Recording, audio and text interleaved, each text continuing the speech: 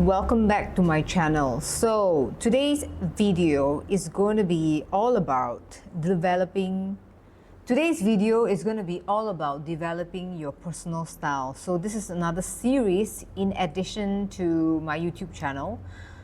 I have been creating a lot of contents about psychology, MBTI, and personal style because I think I'm getting closer to finding my true purpose in life in terms of the kind of topics, contents that actually perks me up and gets me really excited and going, because it is also something that I do at my professional work and even my personal life. I have people whom I coach on the side, and we talk a lot about how to use psychology to understand ourselves and obviously to manage and understand other people better. And of course, how can we use psychology to shape our identity in terms of clothing styles?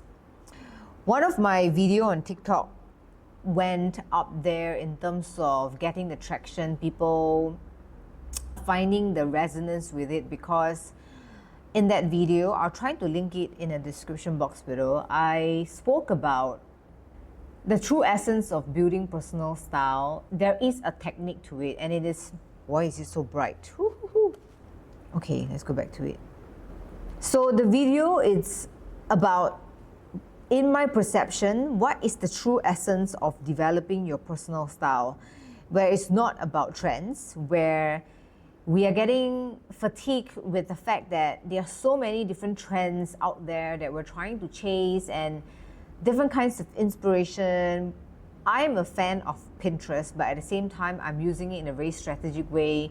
A lot of people get overwhelmed with choices to the point that dressing up becomes a hassle, and it becomes something that actually affects our self-esteem in a negative way instead of what is originally meant to do, where we get to express ourselves authentically, but also be very conscious about how our image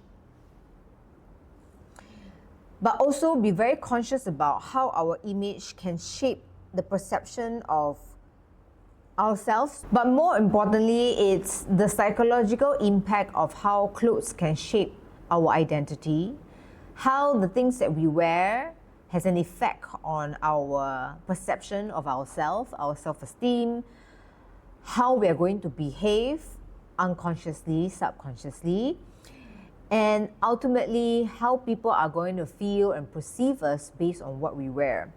So I like to share insights about how I've been empowered through my clothing choices. I have done the negative as well with my clothing choices. So I've been going around turning this into a community which is called Stylified, and alongside the members in Stylified who share the same goals, desire, passion, purpose, we are on a mission to make dressing stress-free. We are on a mission to make fashion make sense and ultimately really bring substance to style. Nowadays, if you go on social media, you look at all the influencers, I don't know if you've seen enough where, let's say butter yellow is a trend, right? All the influencers will be the first one adopting it because they're early adopters, and then eventually people will follow. I think that the fashion cycle is extremely important in terms of how people pick up certain trend to be part of the social belonging and then want to stand out. I think this is just social dynamics. It's just how society works in terms of some people want to have the sense of belonging and some people want to truly stand out as individuals. That's something that we cannot control, and it's something that we have to navigate. So I'm speaking to the audience, to all of you out there who have been going through a very complex relationship with fashion. So what do I mean by that is, once upon a time you love fashion until the point that it starts to make you feel insecure or burn your wallet or make you feel like, why am I dressing up every day and what's the point of it? What's my intention? Why are we dressing up? And also speaking to those people who think that dressing up is unimportant, that is not significant at all. I'm really here to change people's perspective about fashion because it has influenced me in many ways since I fell in love with fashion design. I started out as a designer, eventually I moved on to become a style consultant, a fashion coach, style trainer, and then doing the things that I do now. But it's all coming together in a big picture where I understand the need of having an image to match what you want to portray from the inside. And the problem that we're facing today is we are either focusing one of it too much and there's no balance. It's either I'm very superficial, I'm very focused on the outside, but then I'm unable to connect what's on the inside or to bring out what's the inside on what has influenced me on the outside. Okay, to speak in very practical ways would be, for example, if you're working in a company where everybody dresses up or it's expected for you to look in a certain way, or maybe for those of you who are working in advertising, marketing, an industry that requires you to look a certain way because first impression matters. Yeah, there are actually some jobs that don't require you to look a certain way, but if you ask me, in today's world, we have eyes and we look at ourselves in the mirror. We need to have some connection in some sense. Not to say that you have to look like somebody else or you have to look like some chiseled, super perfect kind of aesthetic. It's not about that, but it's more about what you put on the outside. Does it bring out what's on the inside? I think that's step number one. It's are you expressing yourself authentically and in the way that you want to? Another perspective would be, okay, you guys have to let me know in the comment section below if this is what you resonate with.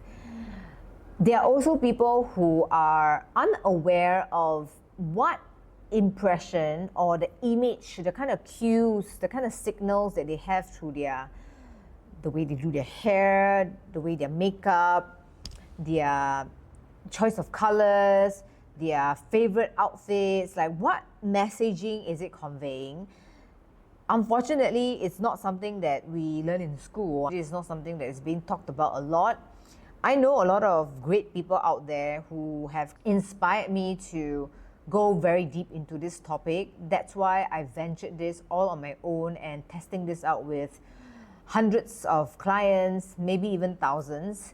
Since I did personal shopping years and years ago, I noticed that it's so important for someone to feel confident, not just in a superficial way, but how can I use it using the superficial way? And then if I can connect the inside and the outside, that's like ultimate. And that's when fashion becomes sustainable, everlasting, and you do not try to chase trends that are not you. Trends are important. Trends is a signal for you to showcase that you have social intelligence, you have awareness of what's happening in the world.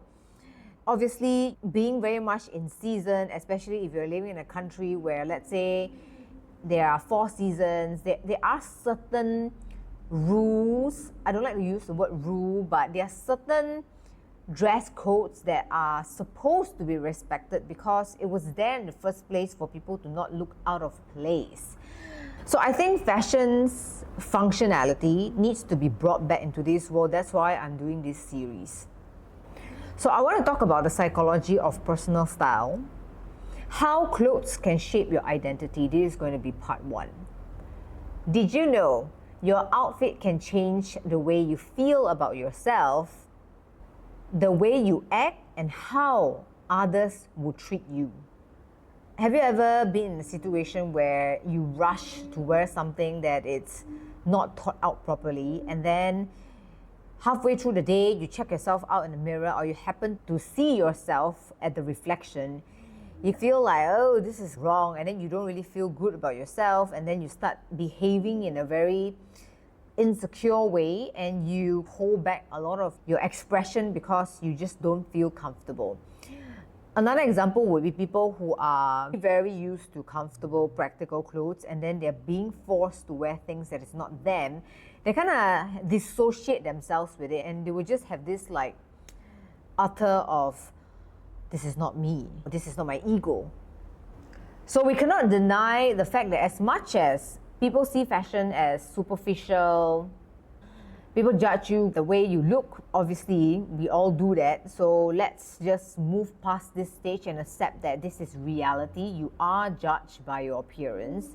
The best thing that you can do is to look presentable. I have worked with a lot of people who are so selfish and egoistic that they think that they look nice in a certain way, but then they are not getting what they want. If you ask me what's an outfit that is actually flattering, it takes into consideration the occasion and whether people are going to perceive you in a positive way, but at the same time not compromising what you truly feel good in and what you believe in, or it's representing your value in a sense. So it is about finding balance. Therefore, my mission is to create courses, contents, module, coming up with Stylify, with all these topics. They are going to help you to break down all this science, psychology, theory, and concept into practical ways on how you can evaluate yourself and then make wise decisions for your outfits. So some key points to take away here. Number one, know that enclothed cognition is a thing. The science shows that what you wear affects confidence and, more importantly, your cognitive performance. So I'm going to read out this study so that I don't miss out key points, and because these are things that are taken seriously, I don't want to be butchering or giving misinformation. So this study, Enclothed Cognition, is the effects on clothing on psychological processes. The authors, Heijo, did I butcher it? See, I did it already. Heijo, Adam and Adam D. Galinsky, published in Journal of Experimental Social Psychology in 2012. So what's the study summary? Adam and Galinsky conducted a set of experiments to investigate how clothing influences the wearer's psychological processes and behaviors, enclothed connection, not just on how others perceive them. They just solely want to single out. It's not about how people will see them, like whether when you wear a blazer you have authority or not. It's not about other people's perception. They wanted to study the internal, the wearer's own psychological process. Is there a difference? Is there an effect? So that's how they coined the term enclothed connection, to describe the systematic influence that clothes have on the wearer's psychological focus. So one of the key experiment number one, participants were randomly assigned to wear either a white lab coat or their normal clothes. They then completed a sustained attention task. So for example, like a Stroop test, which requires focus and inhibition. Interesting. What is a Stroop test? A Stroop test is a classic psychological test used to measure attention, processing speed, and cognitive control, especially your brain's ability to manage interference, so your ability to focus. For example, what happens in a Stroop test is you're shown a list of color words like red, blue, green, but the text color doesn't match the word. For example, the word red might be printed in blue ink. The word green might be in yellow ink. The task is you must say the color of the ink but not the word. So this tests your focus and attention and processing speed quite a fair bit. I can already imagine.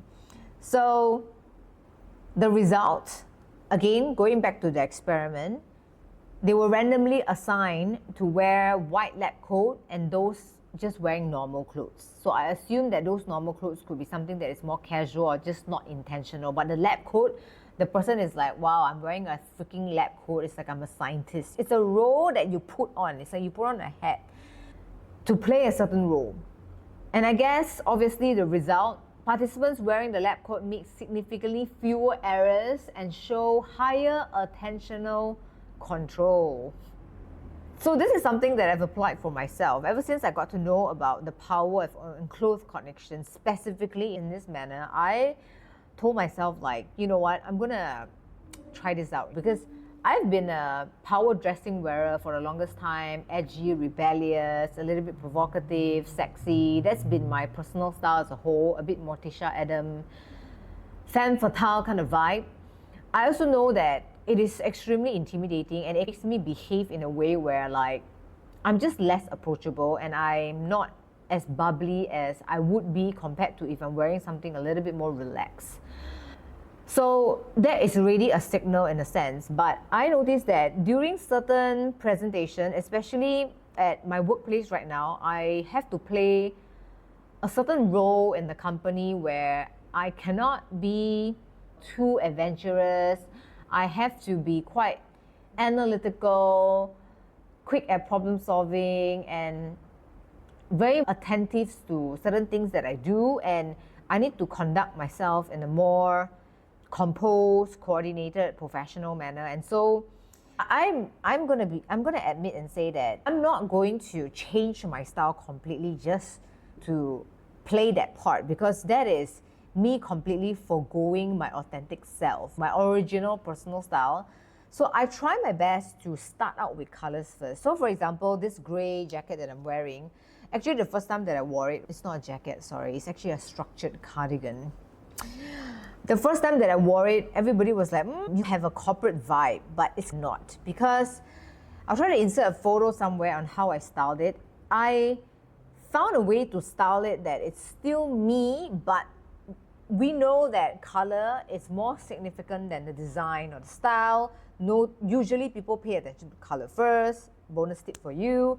And so I try to use color psychology as the first thing to set the impression. Therefore, nowadays, if I want to look very stoic, put together, coordinated, more professional, I tend to go for gray, navy, another intellectual color, another color that is less evoking too much of a powerful sense compared to just black. I know that black, when I wear it now, I'm so conscious to the point that whenever I'm speaking to people that I need to be relational with or to be more, I need them to open up to me more, I tend to have to try so hard to be friendly with my facial expression. I need to exude so much warmth through my micro expression that it makes my brain tired. And so I now use clothes to help me to achieve that. So imagine if I wear something more toned down, I can then be myself in terms of being very direct, being very straight to the point, and it wouldn't come off as too much as compared to as I'm wearing black. So I think an advice for some of you out there, you need to assess your current aesthetic too. Do you naturally have more of an intimidating resting beach face, RBF, or you have softer, more baby-like features, you just tend to look more friendly in general, so you know how to dial it. It's ultimately finding a balance is going to be ideal.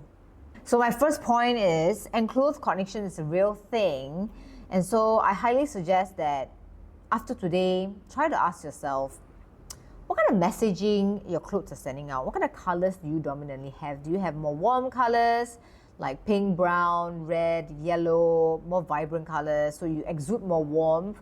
Or do you have more cold, neutral, muted colors like black, gray, navy, white, colors that actually make you look a little bit less approachable, therefore putting you towards the competence? So this, in a sense, is still enclothed cognition, because again, when you wear more warm colors, you behave more warm. When you wear more competent colors, you behave more competent. So now we have established that enclothed cognition is a real thing from the experiment. People who wear glasses are automatically perceived as more intelligent. So that is a very unfair thing, but there's a clue there for those of you who want to strike a deal where it's very important for you to appear more intelligent than you are. Yeah, of course, now you're gonna be wondering like, but you can have style, but you have no substance, you're still going to expose yourself, of course. My message is for people out there who have a lot of missed opportunities. They already have what's on the inside. Sometimes you have what's inside here, you're prepared, but because you dress like shit, it doesn't help you to convey the message. It's just like a packaging that gone wrong. You wouldn't be buying a sandwich that looks very bad on the outside because you're going to get food poisoning on it. As much as your inside matter, your character matters, obviously, the weightage of it, but don't be the person that have missed opportunity just because you're not taking control of your image. So I want you to just ask yourself maybe a few questions from this part, Enclothed Cognition. What are some of the clothing styles that you wear very often, and what kind of psychological impact it's making on you? And of course, think about outfits that actually make you feel confident. Do you actually know why? Is it because you get compliments from people from it? Do you exactly know why you're getting compliments from it? I know that because I wear so much black that the moment I wear white, the opposite color, or I wear something that is just slightly brighter and more optimistic, I get a lot of compliments from it because people say that, yeah, you should wear more white. You should wear more those kind of colors instead of black. And sometimes I push it beyond. This is good for me to know, right? I'll ask them like, why do you say that? I thought black is my color. And then they say, I don't know, it just looks more refreshing. You look less fierce, and it brightens up your complexion in general. At least find out why. It's going to help you to collect data to help you to make informed decision on what kind of clothing style that actually suits your image goal. So the lesson learned here is your brain literally takes on the qualities of what you wear. Number 2, dressing for identity or trends. Most people follow trends without understanding their personal style. So I think this is when you lack self-awareness. You are very much influenced by the aesthetics of other people, and maybe you have the desire of wanting to look a certain way, although it's not entirely a bad thing, but I do not recommend it because ultimately you want your style to speak to who you are. But I understand some people follow the trends and follow a certain celebrity influencer on the kind of thing that they wear because they use them as the ideal, as a role model, right? Which is not entirely wrong, but I think to do a deeper dive, you need to ask yourself on a deeper level, reflection, why are you actually attracted to it? What are the elements that makes me attracted to it, and how does it align with your beliefs and value as a person? So to give you an example, I've always been drawn to edgy looking clothing, rock stars, even some of those female singers who are in a rock band. They have this demeanor about them where they're rebellious, people are intimidated by them, they look powerful and just completely independent, like they do not need to rely on anybody else but to be themselves. It feels like a very strong person to me. Sorry, the lighting, I can't fix it. It feels like a very strong person to me, and therefore that resonated with me a lot. And truth to be told, when I was a lot younger, as I was trying to discover my style as a teenager, like most of you, if you are in millennial, you will know what I mean. Even Gen Z, I totally understand how you feel when you're growing up because you are just polluted and clouded by so many different kinds of inspiration to the point that it drives you completely to the path of wanting to really look your authentic individualistic self, which sometimes makes me don't understand Gen Z style, although I do appreciate some of it, but that's another topic for another day.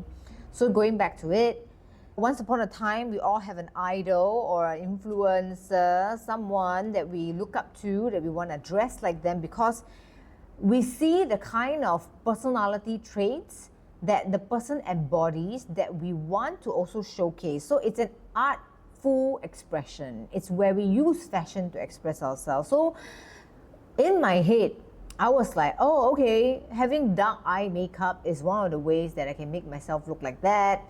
Having jet black hair, wearing fishnet stockings, wearing all these studs and looking like a rock star is going to make me feel a certain way. And you know what? It actually did. It's just that I didn't dig deeper about why I was dressing that way.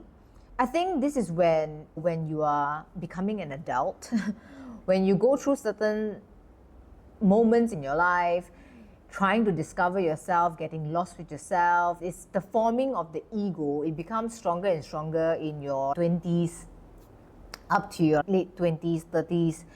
And then I think it's by the time that you're 30 years old, you're quite firm on your ego. Okay, I'm starting to accept who I am. I have some parts of myself that I'm working on that I'm not so fond of, but the ego is pretty set.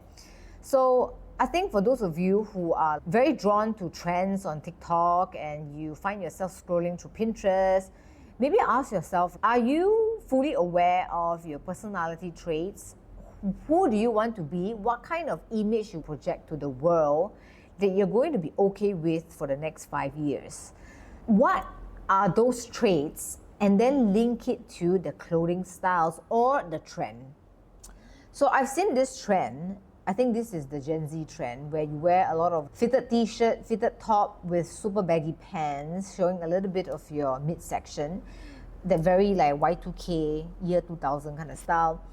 As much as I think it's cool, at the same time, because it has a very casual vibe, I find it very hard to take people like that seriously. I sound like a very old image consultant right now because I should be appreciating fashion, but I can tell you that history repeats itself. Meaning to say, you cannot shun away the power of looking a bit professional, looking a little bit dressier. You cannot change certain psychological impact or meaning that color can make or fit can make on your body. And so even if you're wearing the most expensive baggy clothes or jeans or whatever that is, the look itself doesn't change. What people see is what people are going to give meaning to. Some meanings you cannot change. So when you're following these trends on TikTok, you really have to ask yourself like, okay, before I start becoming obsessed with this trend, what is the impression that people will perceive or what people will get off from seeing this kind of personality style? I will give some examples here, okay? So I love edgy clothing, but the downside to that is people find me extremely intimidating, arrogant, and rebellious, and maybe not even reliable, because if let's say I want to do a style workshop for a corporate company, like for sure they're not going to believe that I'm able to convince their working professional to look polished or sophisticated because I love rock outfits. So there are some things that you have to be very aware of, like the trends that you are very much into. Why are you into it, and does it resonate with your personality trait? And then the harder question, I don't know why I'm lighting up, maybe it's an enlightening question, that's why. The harder question following this is, yes, you would say that, yeah, the trend actually aligns with my personality trait, but then is it aligned with your goals in life? I think that's the harder question. Okay, let's go on to the third point. So the final point about this particular psychology of personal style is how to dress intentionally. So are you choosing the colors, the silhouette? It's very much what I've mentioned earlier on, to match how you want to feel and perceive. How you want to feel and to be perceived, not how you feel and how you perceive yourself. So if you allow your mood to dictate yourself, for example, girls, we go through this every month, right? Where we will have those days, those magical 5 to 7 days that we will feel very insecure, mood swing, we don't want to go out of the house, we don't want to move our body, we just want to eat chocolate and stay in bed. I'm being stereotypical here. I know that not all the girls out there do that. Okay, so you know what I'm talking about. It's the time of the month. Those are the moments that you don't actually want to dress up and you actually just want to be yourself. As much as possible, wear loose clothes, comfortable, because you dress according to your mood. Now, I think this is fine when you're in a certain physical condition that doesn't allow you to want to put yourself out there. But for majority of you, taking this as a learning point, right, is that often ask yourself, the clothes that you wear, right, is it dictated by your current mood or is it selected with intention? When it's selected with intention, this is how you align who you are to your goals. This is how manifestation works. What you wear is a form of manifestation. So for example, you have goals at the workplace of, I want to get a certain salary. I'm not happy with my salary now. I want to get to a certain salary. I need to be promoted. So you have a goal, you have a stretch, right? You have something that you want to achieve. Then you ask yourself, okay, am I showcasing behavior? Am I doing things that are aligning to me getting closer to my goals? Okay, yes, I am. Okay, great. It's my image. Are people perceiving me that way? So I see the pinpoint here where I have people who wants to be like managers. They want to take on bigger project. They want to obviously have bigger salary. They want to have more autonomy. Who doesn't want more freedom, more empowerment at their workplace? Because this is where great things happen. But then they dress in such a way where like they lose respect for themselves. They wear like t-shirt because they think it's trendy, and then they wear things that make them look less polished, less competent, and then the way they act, they already naturally have a certain kind of soft-spoken demeanor, and they are unaware of it. And then maybe they think that, you know what, it's actually what I say, it's actually what I know, and I have certain certification. I don't have to like care so much about how my hair is like, because nobody's gonna care about that. You'll be surprised. It goes back to point number 1 about enclothed connection. If what you wear, what can affect how you behave, the lab coat versus the normal clothes, cognitive agility, your focus, how people will perceive you, even more than you should pay attention to aligning what you have on the outside to what you have on the inside. And especially on this point, first impression is made in less than 7 seconds. And I think in today's world, maybe to some people, in just 3 seconds, we already know whether we will vibe with this person. And the moment you open your mouth, people want to see, is this congruent to what they see?